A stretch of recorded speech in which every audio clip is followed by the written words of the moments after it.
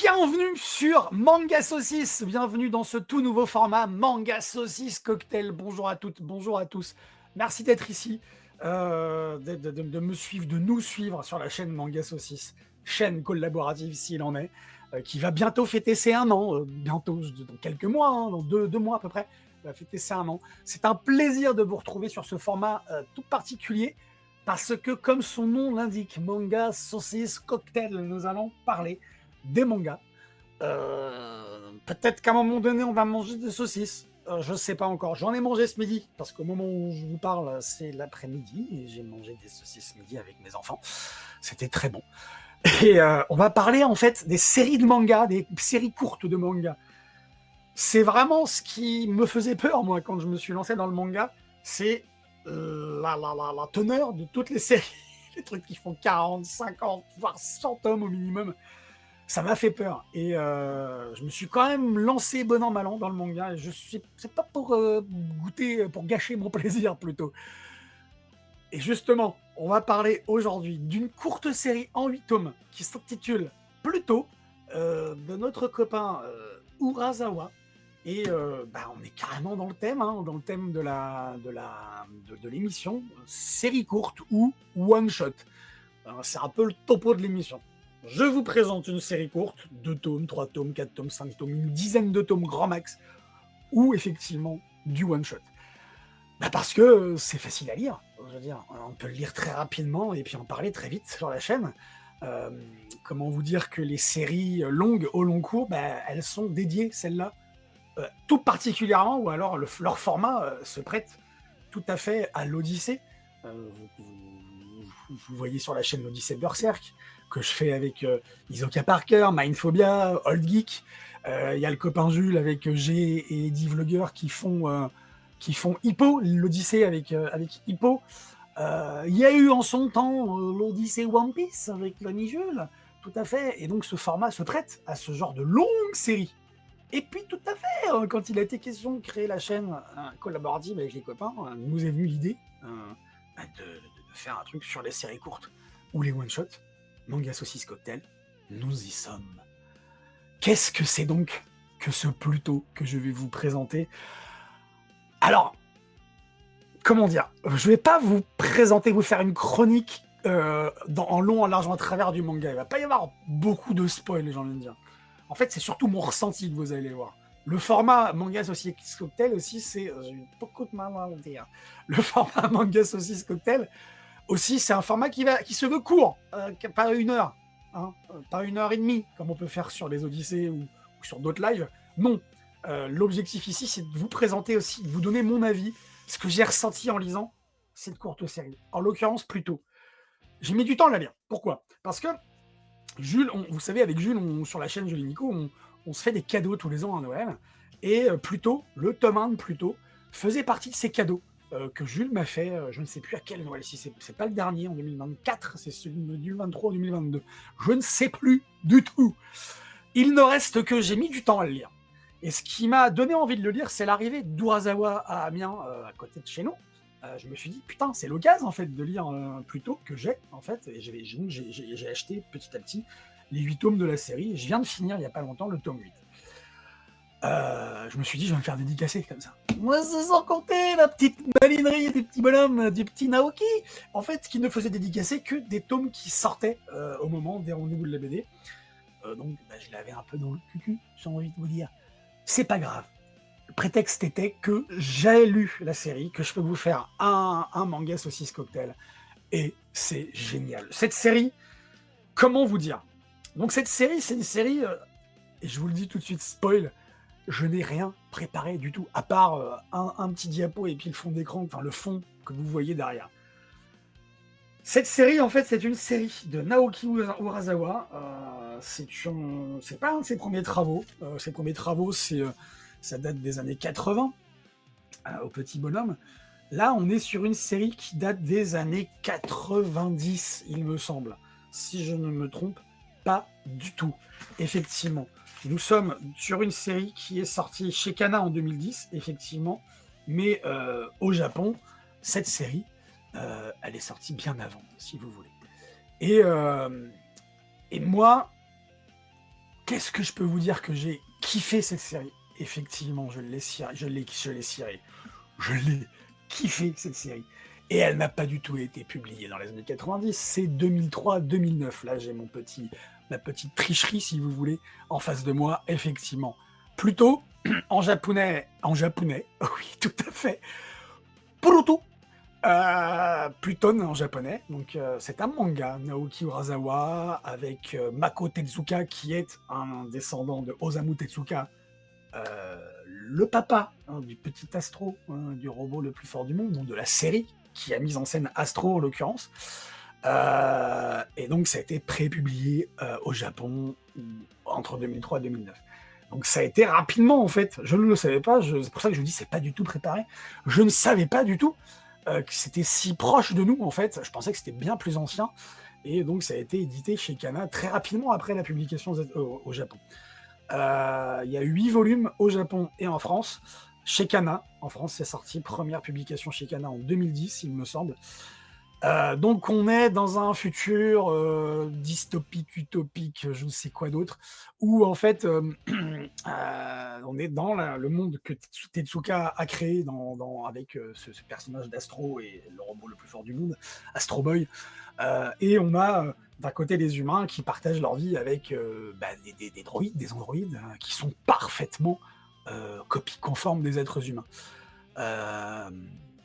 On a ces robots qui agissent, qui pensent, qui vivent comme les humains. Ils travaillent, ils ont des vies de famille, ils ont des doutes, etc. Et il y a un code de loi qui fait penser un petit peu à ce qu'Asimov a fait avec le cycle des robots. Un code des robots, un code de loi qui empêche, qui leur interdit de tuer tout être humain. Donc voilà. Sauf que on a le début du manga commence comme ça avec un meurtre.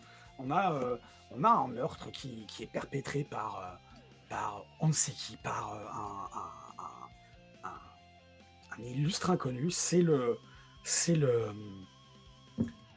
Le manga commence comme ça avec la découverte d'un meurtre, d'un mort. On ne sait pas qui est cette personne au départ, et on se rend compte en fait que c'est le robot le plus aimé du monde. C'est Mont Blanc, c'est un robot qui est hyper apprécié dans le monde, qui a mené la guerre, la 39e guerre d'Asie centrale, qui a permis justement au camp du bien de la gagner, j'ai envie de vous dire. Et étrangement, près du corps du robot, on trouve une espèce de pièce à conviction en forme de corne. Et c'est tout ce qu'on a. Et l'inspecteur Gesicht, qu'on trouve justement dans la série originelle, qui est un inspecteur d'Europol, eh bien, il va se voir confier cette enquête, découvrir qui et pourquoi on assassine l'un après l'autre des robots, et les robots les plus puissants de la planète. C'est ça, en fait, le topo de base, c'est qu'il y a 7 robots qui sont les plus puissants de la planète, et ils vont, au fur et à mesure du manga, là, je spoil un petit peu, hein, si vous voulez, ils vont être les uns après les autres assassinés par on ne sait pas qui. Et au fur et à mesure de ce manga, qui se veut en fait plus qu'un manga de science-fiction, qui se veut une espèce de thriller, de polar, de manga d'enquête policière hyper bien mené, et bien au fur et à mesure des tomes, au fur et à mesure de l'histoire, les pièces du puzzle vont s'assembler pour à la fin arriver à quelque chose de, comment dire, ça va pas être clair, mais ça va éclairer quand même nos lanternes sur qui fait quoi, qui est qui. Et si vous voulez, ce manga, c'est pas tout. C'est-à-dire que c'est pas, comme je dis, c'est pas juste un manga de science-fiction, c'est pas juste un manga polar, policier, rondement mené par Urasawa. On a vraiment quelque chose qui est super bien écrit, on a des personnages hyper bien caractérisés. On a une espèce de nostalgie aussi pour ceux quarantenaires comme moi qui ont vu la série animée Astro Boy des années 80, parce qu'il y a eu une série animée au Japon dans les années 60 à la suite de la publication du manga de Osamu Tezuka. C'est un peu nostalgique pour nous parce qu'en fait on revoit Astro, Gesicht et une pléthore de personnages de la série animée Astro Boy qui passait dans le Club Dorothée, il me semble. Je sais plus exactement où ça passait, ou dans Récréa 2 peut-être.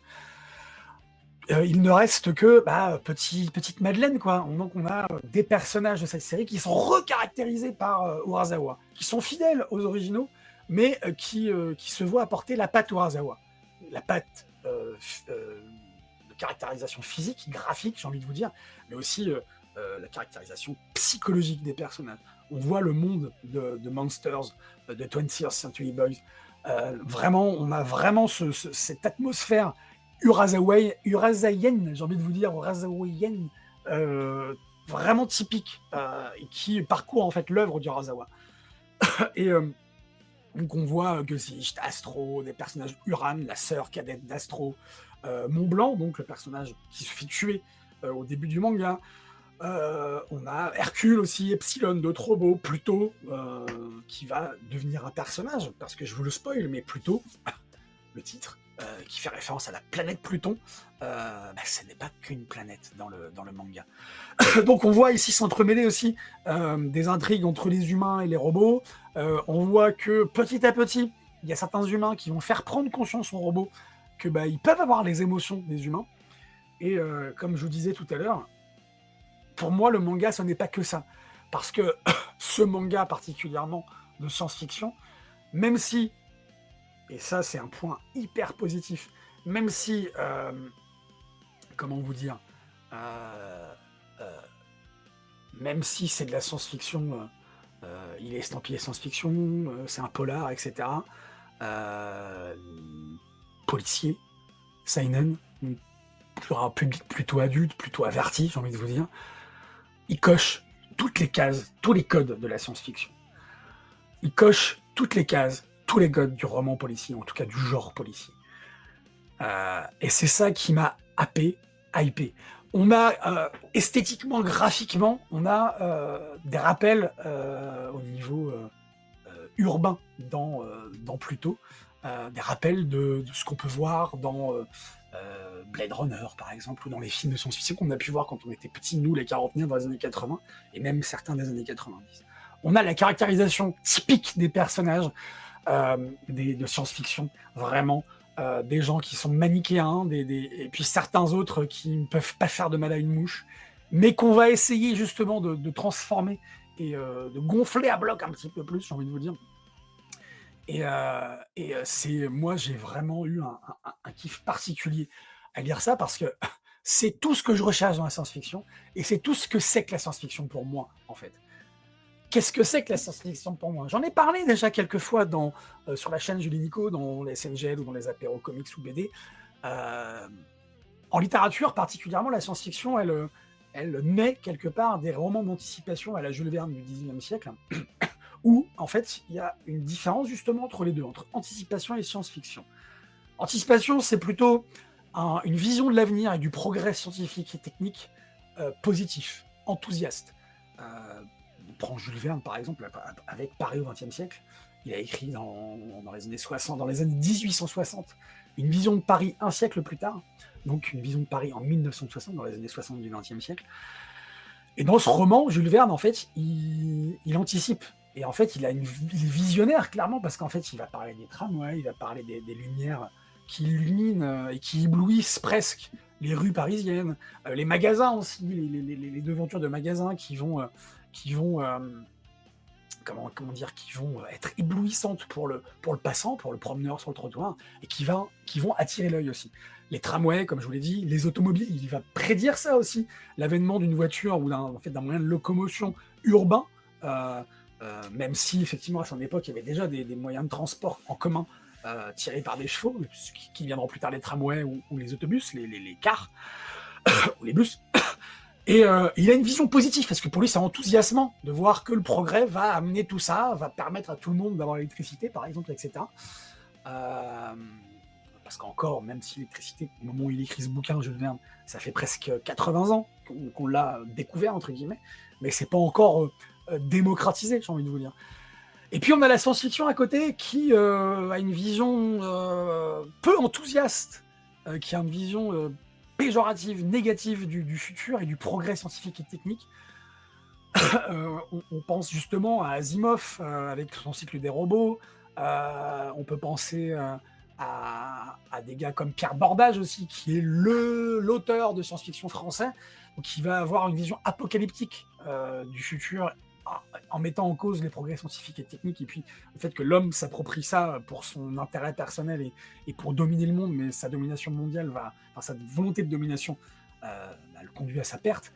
Et là, Pluto va mêler les deux, en fait. Et c'est ça que pour moi, la science-fiction, aujourd'hui, pour moi, la science-fiction, c'est une espèce d'ersatz, pas d'ersatz, parce que c'est péjoratif, ersatz, mais c'est une espèce de combination, de combinaison entre l'anticipation et la science-fiction. Et là, on est complètement là-dedans avec une vision futuriste qui est ancrée dans le réel, en plus, bizarrement. On ne sait pas vraiment quand ça se passe, quand ça se situe. C'est un futur un peu dystopique et un peu... C'est dystopique parce que c'est pas joyeux, mais c'est dystopique aussi parce que ça se passe pas dans notre réalité. C'est pour ça aussi. Et c'est ça qui fait le piment de Pluto et de ce que peut nous amener justement Urasawa et ce que nous a amené aussi dans la même veine Osamu Tezuka avec ses personnages. Et moi, c'est tout ce que j'aime, c'est-à-dire qu'il nous propose une société qui a réussi à créer des androïdes parfaits, on s'y tromperait, même en les touchant. Il y a un cœur qui bat, il y a comme si du sang qui coulait dans des veines, la peau chaude, des émotions, des voix qui sont plus du tout synthétiques, qui sont des voix quasiment réalistes. Et puis, on se rend vite compte au fur et à mesure du manga qu'en fait, tout ça, c'est des choses qui ont généré des guerres, qui ont généré une recomposition du monde avec les différentes composantes qu'on connaît, nous, dans notre monde, qui ont explosé, qui ont évolué en éclairs. L'Union européenne n'existe plus, les États-Unis n'existent plus.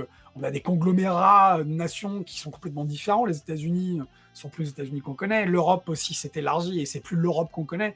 On a une Europe supranationale, c'est-à-dire qu'on n'a plus de frontières. Et ça se passe d'ailleurs beaucoup en Europe. Il aime bien ça, Urasawa, poser les jalons de ces scénarios, ces histoires en Europe. Et ça s'y prête carrément.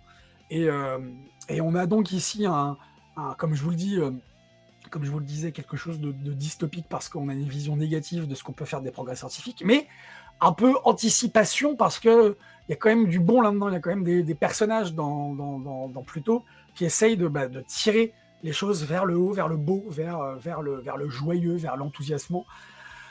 Et on est vite happé par tout ça, quoi. On est vite happé par les différents personnages, par la caractérisation qui en sont faites. Et puis, justement, on s'attache beaucoup à ces personnages.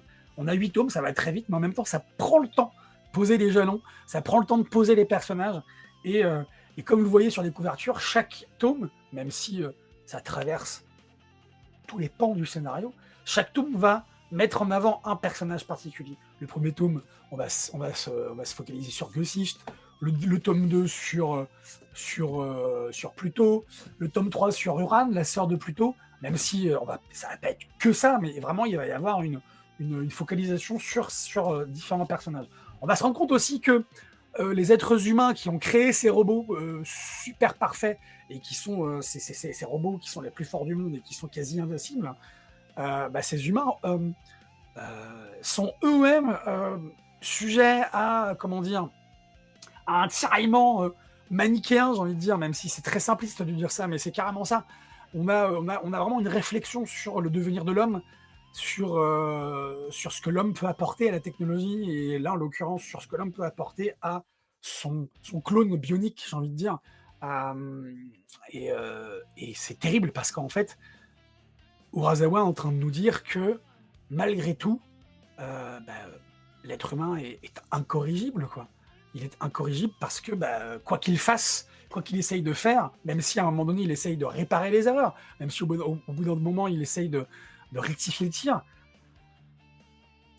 dans Pluto, on se rend compte que même Astro, qui est censé être le petit robot qu'on connaît, Astro le petit robot, c'est le titre du manga d'Osamu Tezuka, à l'intérieur duquel il y a un arc, le robot le plus fort du monde. C'est comment dire, on a du joyeux, du jovial avec Uran et Pluto, mais on a Gesicht par exemple qui est désabusé, qui est un petit peu fatigué, qui en a marre, qui voudrait prendre des vacances. C'est un robot qui voudrait prendre des vacances avec sa femme. On a à côté de ça d'autres robots qui sont aussi désabusés par la guerre, qu'ils ont dû mener, d'autres qui ont déserté, qui n'ont pas voulu mener cette guerre, comme Epsilon par exemple, qui est pourtant le robot suprême de tout l'univers, le plus fameux, le plus fort de tous les robots, avec Astro et Gesicht. Et on est vraiment ici dans cette réflexion. Même les robots ont une réflexion sur eux-mêmes, sur leur existence, sur leur devenir, sur leur utilité. Et ils vont petit à petit, effectivement, avoir des émotions, apprendre à les manifester. Un robot, normalement, ne pleure pas. Et il va y avoir, justement, au fur et à mesure du manga, des larmes qui vont se former parce qu'il y a un moment donné un être humain qui va dire « Mais d'abord, imite-nous, imite les êtres humains avant de t'approprier l'émotion. » Et donc, comme ils ont tous les circuits qu'il faut et tous les éléments dans leur corps bionique pour pouvoir générer de l'eau, de la flotte salée qui coule de leurs yeux, ils vont au début pleurer pour imiter les êtres humains, et au fur et à mesure, très rapidement, ils vont apprendre à pleurer vraiment pour eux-mêmes, pour quelque chose de vraiment triste. Ils vont s'inquiéter, ils vont avoir de l'empathie. Et tout ça va traverser le manga, parce qu'on a une focalisation aussi sur le visage, sur les yeux, je trouve aussi dans ce manga, qui est hyper intéressante, sur les expressions justement faciales des robots, des androïdes. Et puis surtout, forcément, en arrière-plan, on a cette enquête qui est quasi impossible en fait, à savoir qui a tué, qui tire les ficelles, et petit à petit on se rend compte de qui tire les ficelles, qui les a tirées, qui se fait tirer les ficelles aussi, qui croit les tirer mais qui en fait se fait manipuler. Et comme vous voyez là sur le diapo, effectivement, il y a Astro qui pleure parce qu'il a perdu des êtres chers, parce qu'il sent que c'est la fin, qu'il peut plus rien, qu'il peut... Je vous l'avais dit, c'était pas préparé, hein. Je pars dans tous les sens, mais ce que je veux vous dire, c'est qu'on est sur quelque chose qui est pour moi, qui s'approche de la perfection avec ce manga. On se rapproche de la perfection parce que, comme je vous l'ai dit, ça coche toutes les cases de l'anticipation et de la science-fiction. C'est une belle combinaison des deux. Il y a un animé d'ailleurs qu'il faut que vous regardiez sur Netflix, il me semble. Il y a eu un film, il me semble, si je ne m'abuse. Il y a eu un film qui est sorti en 2010. C'est Universal Pictures et Illumination Entertainment qui ont acquis les droits d'adaptation du film, et donc qui est sorti en 2011. Et non, pas du tout, parce que là je suis en train de lire en même temps, effectivement. Non, pas du tout. Il y a eu une volonté justement de faire un film, et il n'y a pas eu d'aboutissement au projet. Par contre, il y a eu une série animée. Il y a un animé qui est en 8 épisodes, il me semble, et c'est qui reprend chaque épisode, reprend chaque tome apparemment. C'est vraiment ce n'est que justice, parce que forcément on a ici un manga qui mériterait bien plus qu'une saison, qui mériterait quelque chose de beaucoup plus long, qui mériterait un long métrage. Alors une adaptation live action, je suis pas sûr, mais vraiment un truc en animation, carrément. J'ai pas vu l'animé encore, je vais le voir bientôt. Franchement, foncez sur ce manga, foncez sur l'animé, foncez sur tout ce que vous pouvez voir déjà d'Urasawa. Foncez aussi voir ce qu'on a sorti avec Jules sur Urasawa et ce qu'il a fait lors de sa masterclass, et puis lors de la visite de son expo. C'est vraiment quelque chose, ce manga. C'est vraiment un truc à part, clairement. Je suis pas un grand lecteur de manga, ça fait pas très longtemps que j'y m'y suis mis, ça fait peut-être 2 ans, 2 ou 3 ans, ce qui fait que j'ai encore beaucoup de choses à lire, encore beaucoup de choses à vous proposer, beaucoup de choses à ingurgiter, mais en tout cas de tout ce que j'ai lu, tout confondu, que ce soit manga, comics, BD, romans, nouvelles, etc., même ce que j'ai pu voir au cinéma ou en série de science-fiction, ou tout confondu, franchement, plutôt, ça reste quelque chose qui est en haut du panier et qui pour moi restera marquant. J'ai été happé, je suis resté plongé sans pouvoir et sans vouloir m'extirper du bazar. J'ai pris plaisir à lire ce manga. J'ai jamais trouvé de longueur à ce manga. Il est parfait, il est rythmé parfaitement. Il y a des moments où on peut passer très vite sur certaines pages, alors surtout les pages qui sont presque muettes, où il n'y a pas beaucoup de texte, mais on peut aussi rester graphiquement sur des pages qui vont nous péter les rétines, j'ai envie de vous dire, parce que Urasawa, quoi, j'ai envie de vous dire. C'est c'est un chef-d'œuvre. C'est un chef-d'œuvre, ça reste un chef-d'œuvre qui nous montre toute l'étendue de la possibilité qu'on peut trouver dans la science-fiction et dans putain, cette phrase n'est pas française du tout. Cette phrase ne veut rien dire. Non, c'est tout ce que j'aime, tout ce qu'on peut rechercher de science-fiction ou d'anticipation, c'est dans Pluto. Vraiment. Euh, Parce qu'en plus, il y a du suspense. Tout n'est pas téléphoné, j'ai envie de vous dire. Vous voyez, on nous tend une perche et on la prend, quoi. Non, pas du tout. C'est-à-dire que, ou plutôt si, c'est-à-dire que parfois on va être, vous savez, comme ça me fait penser à l'expo Urasawa, au rendez-vous de la BD d'Amiens, où il y avait un mur en liège, vous savez, dans les séries policières américaines, on a des photos qui sont collées au mur avec des punaises, les unes reliées aux autres par des fils rouges, pour essayer de faire des liens entre les différents éléments égrenés au fil de l'enquête. Et, ben là, c'est pareil, c'est-à-dire c'est à nous de faire notre propre mur d'indices, et on est très souvent perdu par Urasawa, et qui nous envoie dans une direction, alors qu'en fait, c'est dans l'autre qu'il fallait aller, ou dans une autre en tout cas. Et franchement, plutôt, c'est un polar palpitant, comme le dit en quatrième de couverture Kana. C'est un polar, un thriller palpitant. C'est un thriller et un polar palpitant, signé Urasawa, signé Tezuka, parce que Tezuka, il est dans l'ombre, quoi, je veux dire. Et ça m'a donné envie justement d'aller voir le support originel. Urasawa n'a pas fait de plagiat, n'a pas fait de copier-coller, il s'est approprié le personnage. C'est d'ailleurs ce que demandait la famille de Tezuka, quoi. Enfin ce que désirait plutôt la famille de Tezuka. Elle désirait justement qu'on ait du respect pour l'œuvre originelle, mais aussi que Urasawa propose quelque chose de différent, parce que sinon il n'y aura pas eu d'intérêt. Et là, on est sur quelque chose de... Moi franchement, j'ai pris un pied monstre. S'il y a bien un truc qui doit rester dans mes lectures dernières, c'est cette série, plutôt. En tout cas, mes petits tagazous, je suis hyper joyeux de vous avoir parlé de ce manga, de cette série de mangas. Ceux qui n'ont pas lu, plutôt, c'est un conseil d'amis, allez-y. Ceux qui ont lu plutôt, dites-moi si je dis des bêtises, si je dis des grosses bêtises. Il n'était pas question dans ce manga, dans ce premier manga Saucisse Cocktail, de vous faire une chronique très détaillée. Je voulais vous donner mon avis, mon impression. Vraiment. Et surtout pas être trop dans le spoil, c'est pas le but, parce que le problème des séries courtes, c'est que le problème, c'est pas un problème, justement, c'est que ça se lit vite, et vous pouvez avoir envie de le lire très vite, vous l'avez déjà lu très vite. Donc le spoil, non, pas d'intérêt, puisque ceux qui n'auraient pas lu la série, vous allez tomber dessus, vous allez lire ça très rapidement. Il y a 8 tomes. Au niveau du prix, c'est du classique pour ce format, c'est du 7,90 il me semble, le tome. Donc franchement, pour 50 balles, on s'en tire bien. On peut les trouver d'occasion aussi sur les marketplaces, sur Vinted ou sur le Bon Coin ou autre. Mais franchement, ça va vraiment son pesant. Moi, j'ai vraiment kiffé.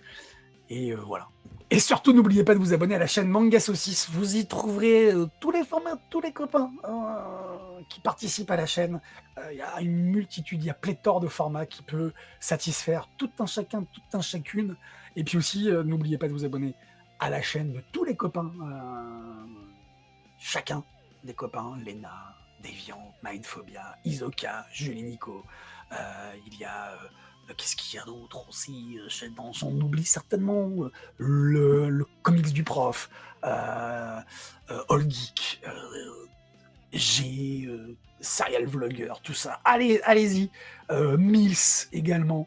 Allez-y. Il y a tout, vous aurez tout ça en description. Les copains, les copines qui participent, qui font des super formats, qui peuvent plaire à tout le monde. Il y en a pour tous les goûts. Vous trouverez forcément votre bonheur sur la chaîne Manga Saucisse. Merci de m'avoir suivi en tout cas ici dans cette première de Manga Saucisse Cocktail. Il y en aura d'autres, ça en appelle d'autres, forcément.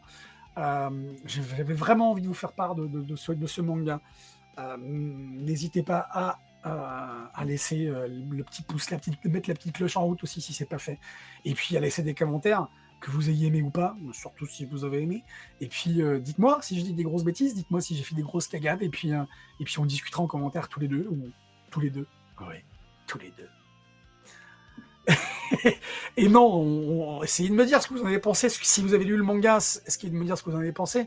Si vous ne l'avez pas lu, essayez de me dire si vous avez envie de le lire. Moi, franchement, cette vidéo, cette émission a été faite particulièrement avec Pluto pour vous donner vraiment mon avis, mon impression, et pas forcément pour ouvrir une chronique, comme je l'ai dit, en long, en large, en travers. En tout cas, je vous fais des gros bisous. Et puis, surtout, n'oubliez pas de vous abonner à Manga Saucisse, la chaîne de tous les copains et copines qui participent à cette super chaîne collaborative. Je vous fais des bisous. À très bientôt sur Manga Saucisse. Cloche, pouce, commentaire. Bisous.